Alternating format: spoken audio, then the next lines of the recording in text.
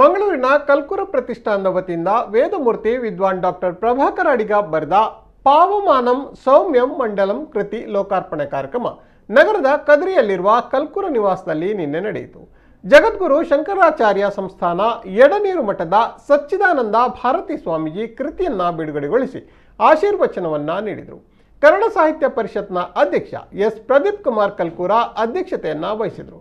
ವಿದ್ವಾಂಸ ವಿಶ್ಲೇಷಕ doctor M Prabhakar Joshi ಅವರು ಕೃತಿ ಹಾಗೂ ಲೇಖಕ ಡಾಕ್ಟರ್ ಪ್ರಭಾಕರ ಅಡಿಗರ ಜ್ಞಾನ ಸಂಗ್ರಹದ ಕುರಿತು ಮೆಚ್ಚುಗೆಯನ್ನ ವ್ಯಕ್ತಪಡಿಸಿದರು.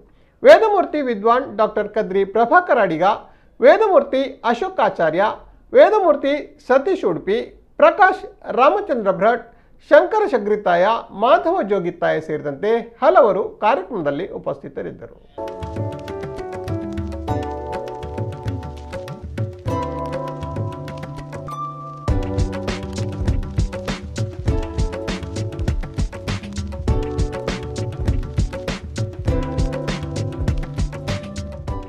ಕಲ್ಲು ಅಂದ್ರೆ ದೇವರೇ, ಯಾಕೆ ಗಟ್ಟಿ. ನೀರು ಅಂದ್ರೆ ಏನು? ಜೀವನ. ಬೈಗಳು ದೇವರೇ, ಯಾಕೆ ಮಕ್ಕಳನ್ನು ಬೈಯುವುದಿಲ್ಲ ನಾವು?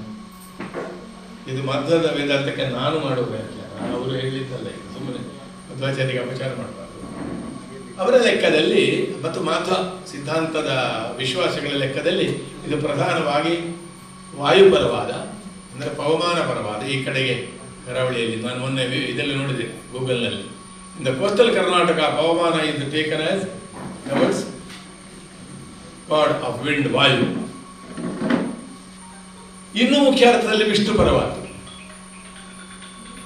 ಅನೇಕ ವಿದ್ವಾಂಸರ ದೃಷ್ಟಿಯಲ್ಲಿ ಇದು ಪವಮಾನ ಅಂದರೆ ಪ್ರಧಾನವಾಗಿ ಸೋಮಲತೆ, ಯಜ್ಞಕ್ಕೆ ಬೇಕಾದಂತಹ ಒಂದು ಮುಖ್ಯ ದ್ರವ್ಯ ಅದು.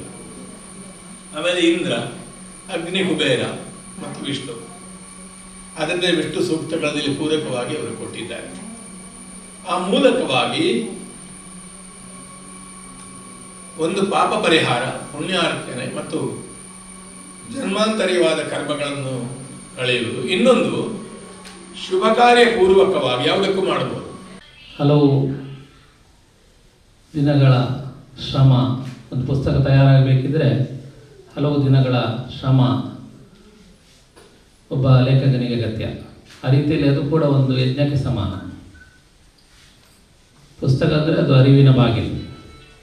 ಆ ರೀತಿಯಿಂದ ಒಂದು ಪುಸ್ತಕವನ್ನು ರಚಿಸುವುದು ಅತ್ಯಂತ ಪುಣ್ಯಪ್ರದವಾದಂತಹ ಕೆಲಸ. ಪುಸ್ತಕಗಳು ತಲೆಮಾರಿಗೆ ಜೋಡಿಸುವಂತಹ ಕೆಲಸಗಳನ್ನು ಕೂಡ ಮಾಡ್ತವೆ. ಎಷ್ಟೋ ಮಾಹಿತಿಗಳನ್ನು ನಾವು ಹಿಂದಿನ ಪೂರ್ವಜರ ಮಾಹಿತಿಗಳನ್ನು ಇವತ್ತು ಪುಸ್ತಕಗಳಿಂದ ನಾವು ತಿಳಿತಾ ಇದ್ದೇವೆ. ಆ ದೃಷ್ಟಿಯಿಂದ ಇವತ್ತು ಲೋಕಾರ್ಪಣೆಗೊಂಡಂತಹ ಪುಸ್ತಕ ಮುಂದಿನ ತಲೆಮಾರಿಗೆ ಕೂಡ ಅದು ತಲುಪ್ತದೆ, ಅದು ಶಾಶ್ವತವಾಗಿರುತ್ತದೆ. ಅಂತಹ ಒಂದು ಪುಣ್ಯಪ್ರದವಾದ ಕೆಲಸವನ್ನು ಪ್ರಭಾಕರ ಅಡಿಗ ಅವರು ಮಾಡಿದ್ದಾರೆ.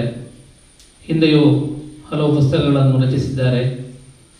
ಅವರ ಆ ಕೀರ್ತಿಗೆ ಇದು ಕೂಡ ಒಂದು ಸೇರಿಕೊಳ್ತಾ ಇದೆ ಇವತ್ತು.